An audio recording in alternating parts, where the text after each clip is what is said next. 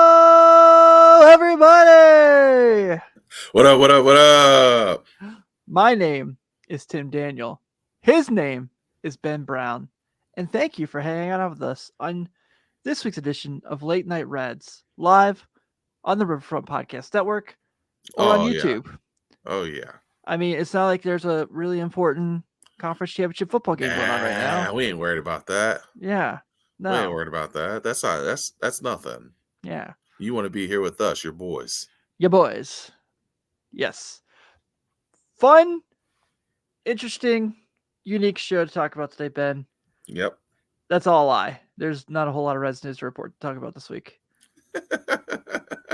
But So slow news week for the Reds. yeah, but that's Slow. okay because we're gonna have some fun like we always do, Absolutely. and we're gonna talk some shop. So Roger Fletcher's in the chat. What's up, Roger? How you doing? Thanks for stopping by. Like I said, a little bit of a short week. How was let's talk about a few things we're gonna go on in the world of baseball as well today. And we're Yep. gonna dive a little bit into Tyler Stephenson and kind of discuss what we could kind of see his season look like. But let's start. You and I, we're girl dads, you know. Yes. We're very honored and very proud to be girl dads. You know who else is officially a girl dad? Who's that? Jonathan India. Yay! Yeah, man. That's I tell awesome. you, I heard the saying, and I know you obviously have a son as well. I've heard the saying many times that you don't become a dad until you have a girl. Yes. And I had a girl in the first one. We just celebrated her first birthday this weekend. It was so much fun, so awesome. So there's nothing in this world cooler than being a dad. There's absolutely nothing. I wouldn't trade it for anything in the universe. So Jonathan India, welcome to the Dads Club. We're so happy to have you. Most importantly, welcome to the Girl Dads Club. Absolutely, man. Nothing There's like nothing it. like it. Yeah, there's nothing like it at all. I mean, I have a son and a daughter. But there's nothing that's more satisfying, gratifying. I mean, it's so cool to become a parent. And on top of that, being the dad of a girl is such a big responsibility. Um, because it's just one of those things where you instantly kick into protection mode, like you're that, like you're her role model, you're her first hero, you're her first idol, like you're the first everything for her, and you teach her the way of how her future spouse mate or whatever is going to be. So being a girl dad is so cool, so awesome. Of course, you know that, I know that, and now Jonathan India knows that. So Yes, sir. big ups to Yes, him, sir. man. Yeah, that's so awesome, man. I'm so happy for him and his family. Glad to hear it looks like everything went well between mom and baby and everyone's healthy. So Good. so happy to see that wonderful news come across my socials this week.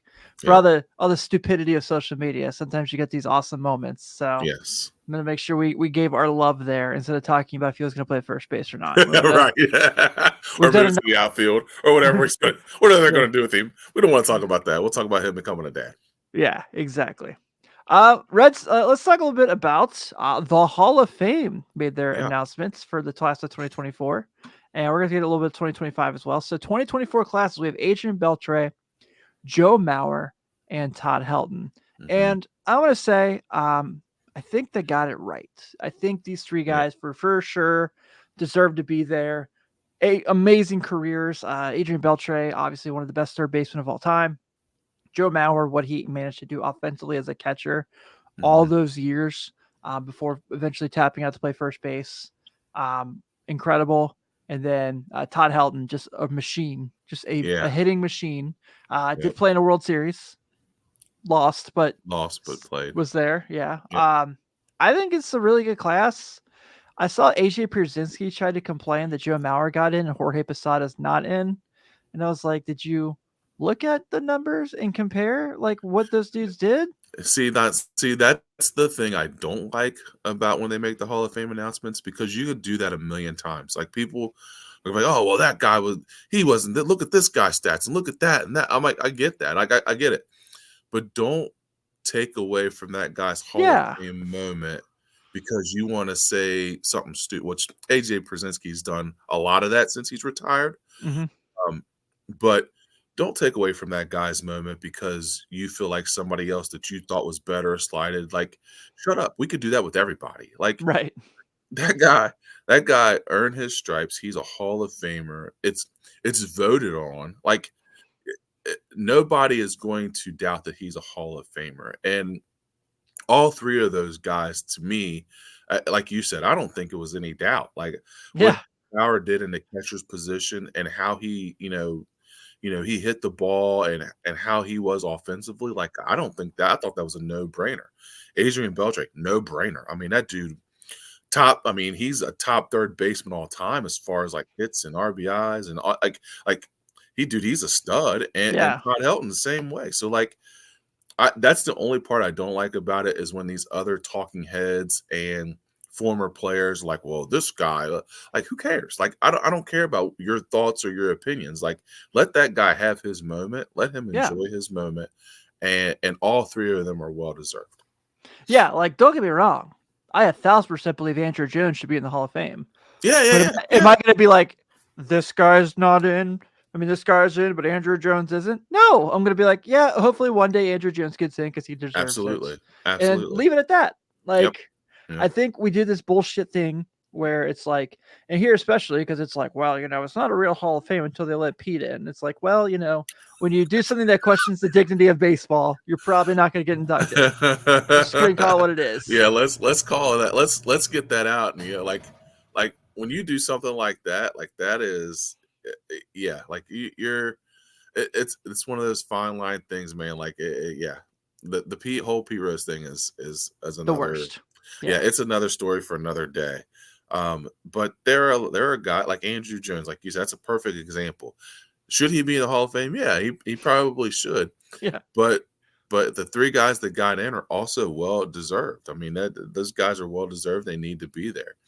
I'm sure there's countless guys are on there, and speaking of, I mean, I know that people are going to talk about the steroid era guys, your McGuires, your Always. Yeah. Bonds, like it is what it is, man. Like let those guys enjoy their Hall of Fame moment. It's really cool. Like I love seeing them like get the announcement in front of like their parents and Yeah. telling their moms and dads that they became Hall of Famer and you'll go through this, Tim, because your daughter's going to be super athletic. I Um, hope so. but like, dude, like I'm we're going through this now with Isaac, and he's starting to look at colleges and like college coaches are coming to talk to him and all these different things and like thinking about all the practices we went to and the lifting stuff and the workouts and all the countless other things that we've had to do with him. Like we've loved doing him. Like we love traveling with him. We love, but like as a parent, for that to see those kind of payoffs and for you to be able to walk in and say like, "Thanks, mom. Thanks, dad. I'm a Hall of Famer." Yeah. Like, bro, there's nothing like that. Like, so that like I love seeing those because it's like people do understand, but they don't understand. Like it's a sacrifice for parents. Like there's very few parents that just have money that can just go willy nilly and get their kids all kinds of stuff. Parents make just unbelievable sacrifices to be able to do things for their kids. I would assume that like anybody there, I'm assuming they've spent countless hours on batting practices and batting coaches and catching coaches. And there's so many different things that go into it. And to see those moments kind of culminate in them becoming in the Hall of Fame and being able to share that with their family, like, dude, it's awesome. It's It awesome. So is. congrats to those guys. Yeah, absolutely, man. And I wanted to make sure that we got a chance to talk about that. I want to look too a little bit ahead because next year's class potentially Hmm. also super loaded. So 2025, you've got Ichiro, No doubter. no doubter, CC Sabathia, Where you stand on CC? he's in, he's in. Yeah, that's what I thought too. Yeah. Um, you've got Ian Kinsler. Mm. I I'm can not. go either way. Yeah, I was gonna say I'm either way on him. Yeah, I had the list up. Let me pull it because it's a really, really good, really, really good group of guys. So Ichiro, obviously. Well, each would be unanimous. I think there's no I, such thing as this, which is dumb. But um, see, I, Billy Wagner, yeah, yeah. Felix Hernandez. Oh, King Felix, dude, it's hard to believe that he's been out long enough to be able to go into the Hall of Fame. Yeah, I saw like his like MLB ballot today had like they did that article. It's like, does King's Felix have a chance? I'm like, what do you mean? He was Dude, incredible. yeah, Like he was incredible. he's got a Cy Young. He's got an ERA title. He threw a perfect game. Yeah, Um, dude, he's had like multiple 200 inning seasons. Like, yeah, like he was like it's like some of those like he was sometimes the only reason you watch Seattle once Griffey left. Like you're like, ah, King Phillips is pitching. Heck yeah, yeah, let's flip it on. Let's see what's going on. Ichiro and King Felix was like, all right, cool. Yeah. I'm Yeah, like, jeez. yeah, it's pretty. Yeah, so it's a good class next year. Yeah. Utley, Pedroia, I could go either way on those. But once again, Andrew Jones is on the ballot next year. Yeah.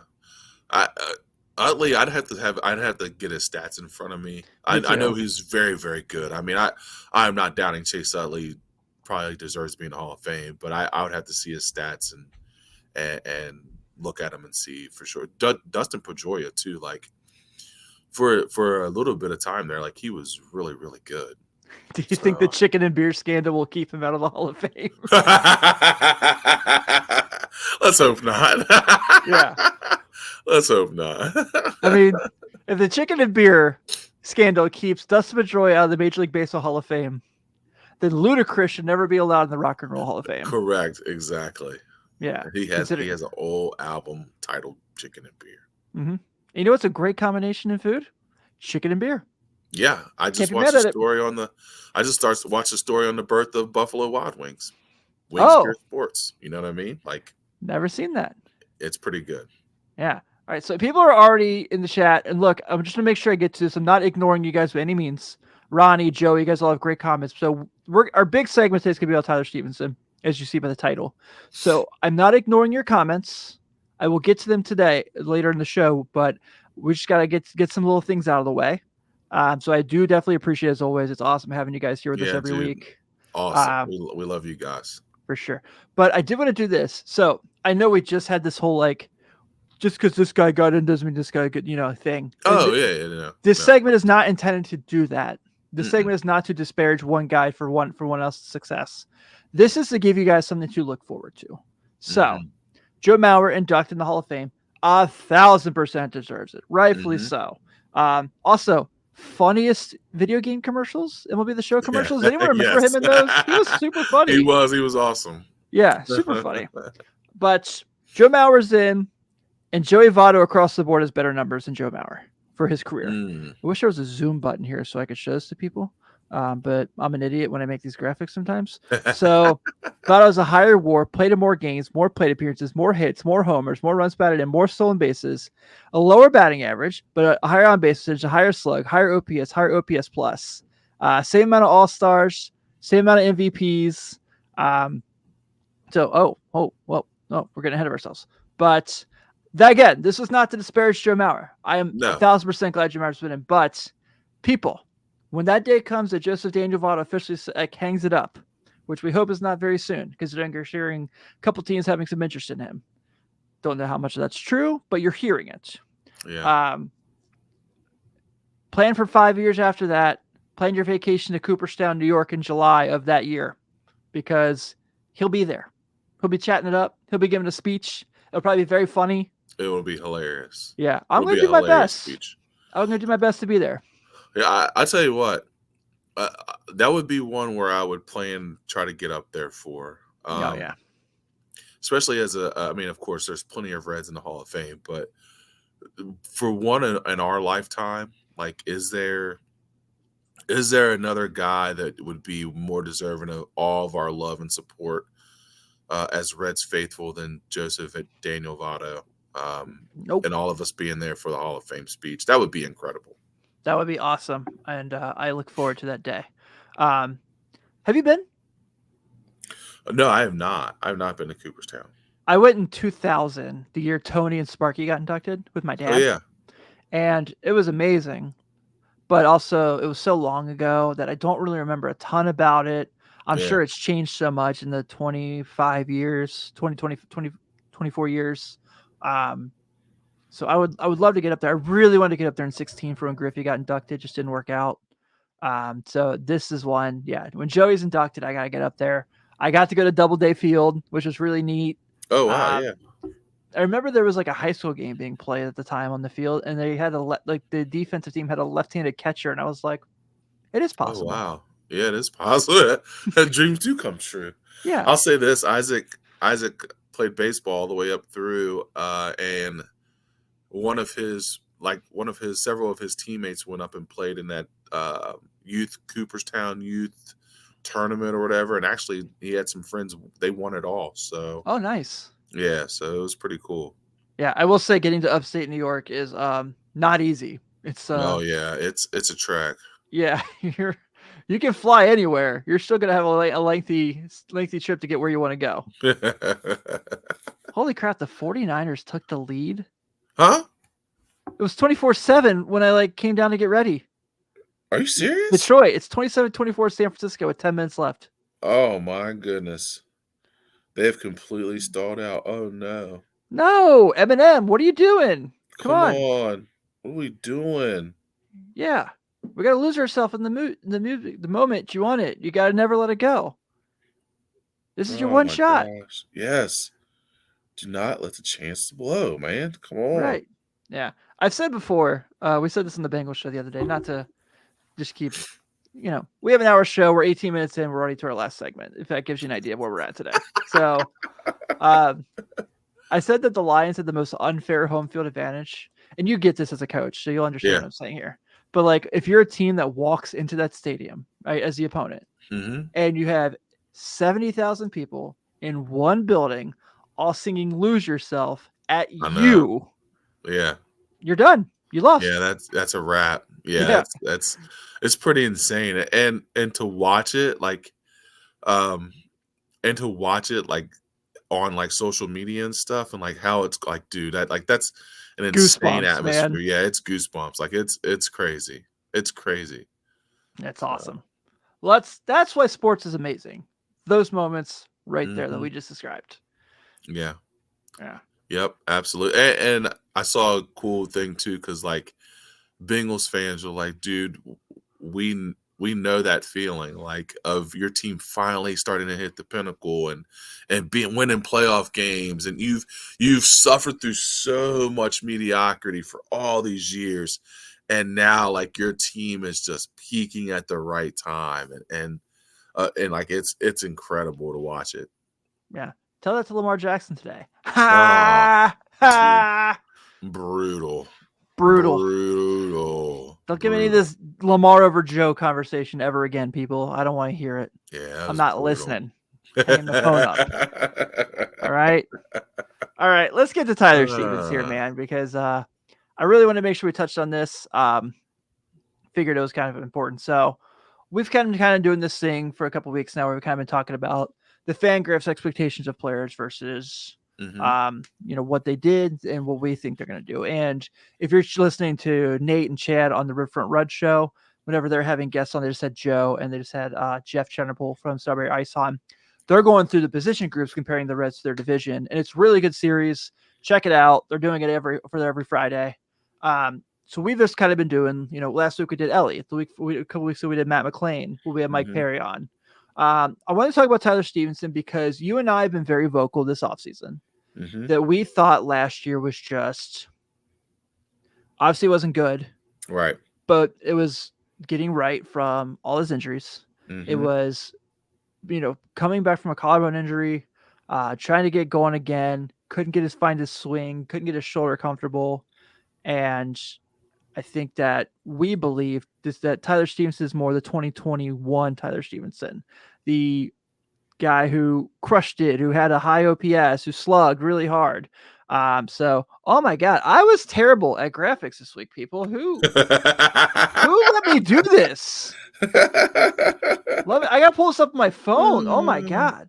Guys, it was my daughter's first birthday party today. Right. All You know what right, I mean? so There's a lot going on. There's a lot going on, people. yeah, we celebrated Iris's birthday this weekend. So all right, here's what he did. Here's what Tyler Stephenson did in 2021, his last full season. He had 10 homers, 56 runs scored, 45 RBI, had a 286, 366, 431 slash line, 333 batting average balls in play. That to me is probably more of who he is. Last year, obviously, shoulder injury, 13 homers, career high, mind you, 56 RBI, 59 runs, all three career highs. Walk rate was only 9.1. Think that can get better. Slash line 243, 317, 378. That's got to get better. So Zips has their projections for Tyler Stephenson this year at 11 homers, 47 RBI, 47 runs scored, and a slash line of 257, 334, 406. So, and then you look at ATC a little bit higher, 259, 331, 411, with a weighted on base average of about 323 going across the board. And so, Ben, when I want to talk about T. Steve here, you know, again, we're probably going to say some things we've already said. We greatly believe he has bounced back this year. We've been very vocal about it through this offseason. We think what happened last year is not who he is. And history says that we're right. He's always shown an ability to hit. I mean, even 2022, when he was battling injury and only played 38 games, crushed the ball. Yeah. 2020, when he came up, obviously it was a weird year, but, had some great moments there. Throughout the minors, hit the ball pretty well. So obviously the thing with him has always been needs to get better defensively. And you and I have also talked about too, I'm sure last year was kind of weird for him in the sense that it's like, okay, you're catcher one, but the bang on conversation of the year was, we're bringing in Kirk Casale, we're bringing in Luke Maley, so you're going to catch two or 3 days a week, you're going to play first base one day a week, you're going to DH one day. And it's probably like, oh, okay, sure. Yeah. And I'm sure that was probably a little goofy. And then obviously it comes down to Kirk Casale gets hurt, and he's playing a little bit more time as first. He's not playing first base at all. Right. I think he played first base when Joey got ejected the last game. Yeah. That was like it. The second half of the year, because Casale gets hurt, Luke Maley ends up being a better, more consistent player for them in stretches. Yeah. That can't happen this year. No. Not that I dislike Luke Maley at all. I really like him for the role he has and the role he's expected to have for this team. But this is not only do we believe this is a bounce back year for him, it has to be a bounce back year for him if this team wants to do anything. Yeah, I agree with that. I think the biggest thing that's going to help Tyler Stephenson this year is the consistency of the guys around him. So I think that the bats around him are going to be better, which means that I think he'll be better. Coming off an injury, we've already talked about that. Like it's hard to get yourself into a groove coming off an injury like that. But I do think that the guys around him are going to be so good that pitchers he'll see better pitches, and I think he'll see better pitching than he has in years past. And I think that he will have a full offseason to prepare for that. There's nothing like coming off an injury and being hurt and trying to be a major league contributor every day after coming off an injury. But I think our lineup is going to be so strong that I think that he will see better pitches because of how good our lineup is. So I think that'll play huge dividends in his success. And on top of that, dude, competition breeds passion. If you've ever been an athlete or you've ever been a competitor, like, you don't want guys taking reps from you.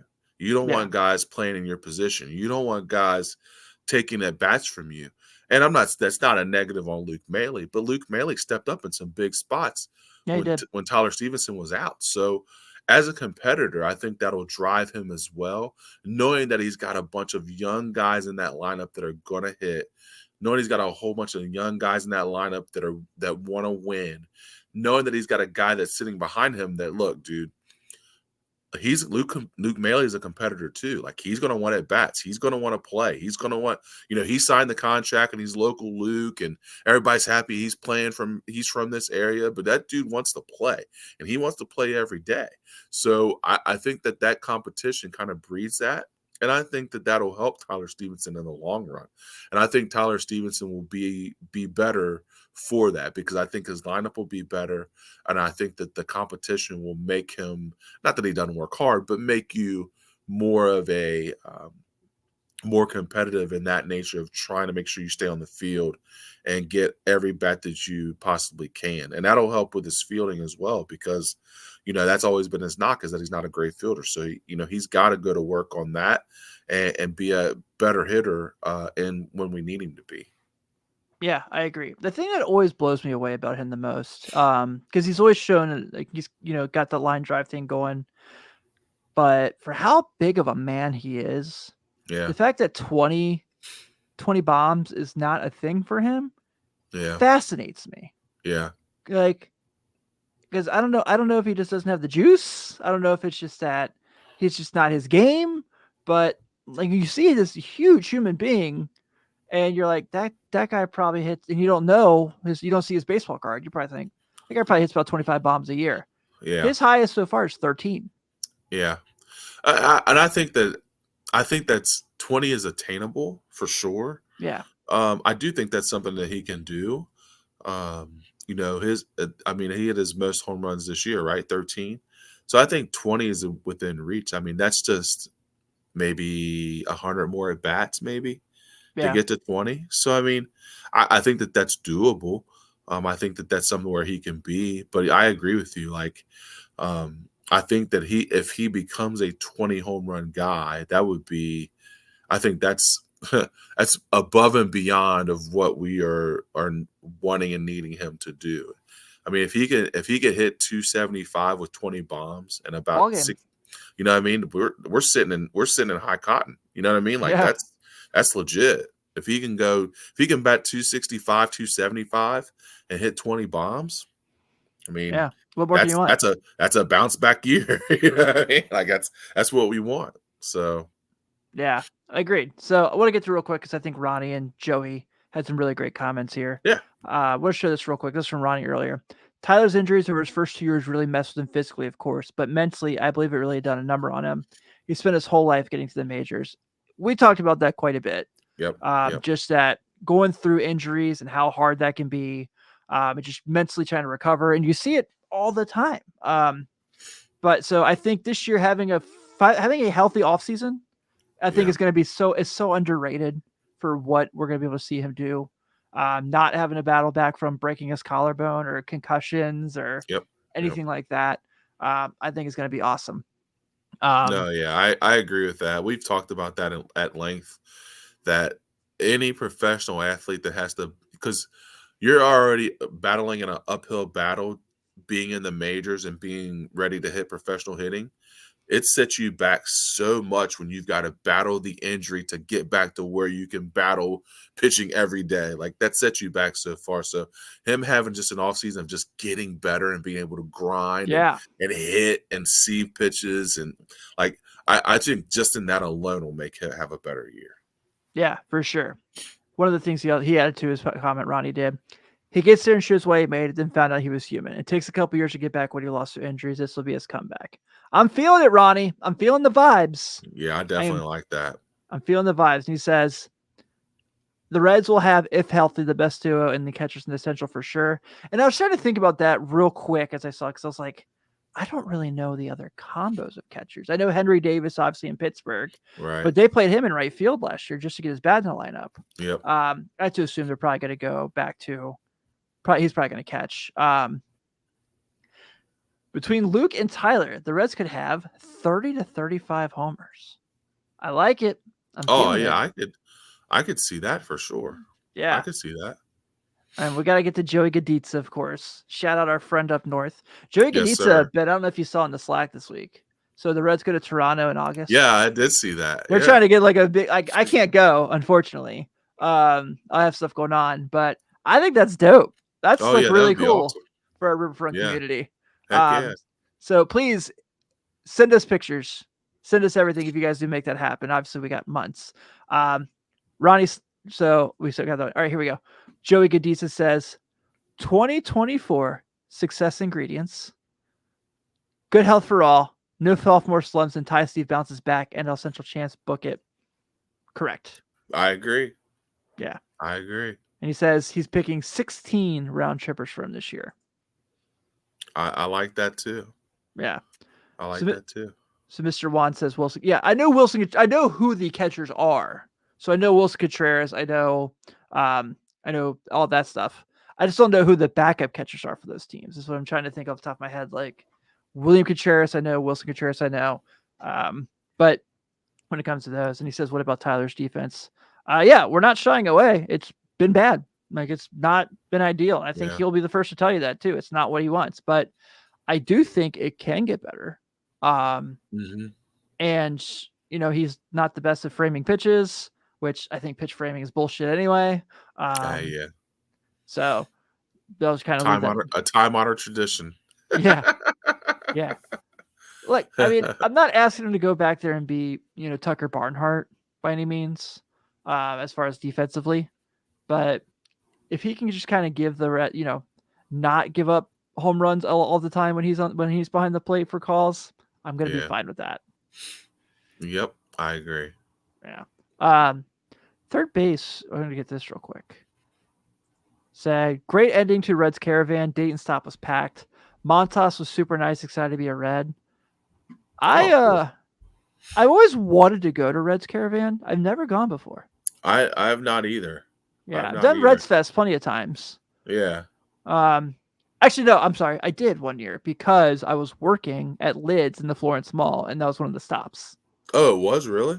Yeah, so Mr. Red came in my store, and his giant mascot head took up half the shop because that Lids I store was is gonna very say small. that shop was so small. Yeah, and Billy Hamilton raced a kid and gave the kid his jersey right after, so that was cool. Oh, that's really cool. Yeah. Billy's like all-time nice guy that you just were like, man, if you just could have hit. If you just could have hit. Yeah. Like, was all we were missing, Billy. All we were Yep. missing. Yeah, this is it. So Joey says he'll bat eighth in the lineup, most likely most of the time, I imagine. Yeah, I'd say that. I would think that's probably the most likely case for him. Yeah. I can't, maybe I don't know. Could I see him maybe against lefties, maybe hitting a little higher, but this goes back to the Nick Senzel thing. How many times did they face lefties? Was it worth? Was it enough? Right. So yeah, we'll see. Let's touch on a couple things before we get out of here. We'll take Yes, the sir. more Stevenson questions while we have some stuff here, but obviously we won't ignore them. But why are the Pirates just jerk face McGee's, Ben? Because that's what they do. I mean, Yeah. that's what they do. I also try to figure out. So we're at this point now with so that for those who don't know what I'm talking about, obviously I asked a lot for Roldis Chapman to go back to the Reds in this offseason Yeah. and be the lefty. And I think the Reds got a better pitcher, obviously. And so I'm not too upset about it but we're at this situation now where he signs with the Pirates for 1 Ugh. year, which I hate to see, Yeah. just because of nostalgia talking here. But we're at this point now where I guess his whole gimmick is I'll sign with this crappy team and try to pitch really well to be traded at the deadline to a contender. Yeah. Yeah. He's playing that game. Yeah, and I'm not sure that I recall someone who just did that every year. It's only been 2 years, but yeah. It's going to work this time. It's going to work. I agree. Brent Suter is better than Roldis Chapman. Like I said, they got the better pitcher, so I'm not upset. But I just think it's so weird that this is like where he's at. And I understand he's been in the big league since 2010. So 14 years of throwing 103. Yeah. Yeah, that's going to suck at some point. Yeah, but why the Pirates? Like, was that what the market is for him? It might have been. Yeah. You think that's the market for him? I don't know if I think it is, but we're this late in free agency right before spring training starts in a couple weeks, and that's the team he Yeah, signed with. Could be. yeah. Maybe that is his market.